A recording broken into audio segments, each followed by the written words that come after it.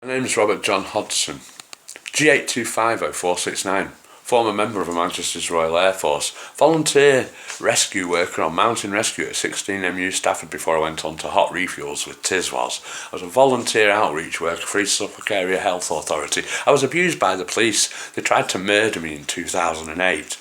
But besides that, the Secretary of State in 1995 said I was genetically predisposed to suffer from the condition, which I have. Strangely though, they didn't diagnose me with PTSD until 2004, some 9 years later. Come on, Secretary of State, tell me, how did you manage to do that bit of fucking magic? Telling people that I was genetically predisposed to a condition you hadn't diagnosed, when you never tested my genes either. So how did you come up with this cock and bull story I was genetically predisposed? I'll tell you how.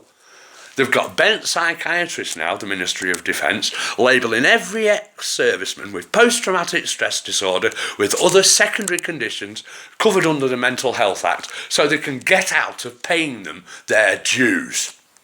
So they can avoid paying them their war disability pension. You've got PTSD and you've been relabelled with psychosis, paranoid psychosis, schizophrenia or anything else, get a fucking second opinion. Theresa May is letting them abuse veterans. It's been going on for too long. It needs to be stopped. It's been covered by World in Action, it's been covered by Panorama. None of the British press will stand up and do anything about it. They've no journalistic integrity. They've all bowed down to the Ministry of Defence. I'm not going to.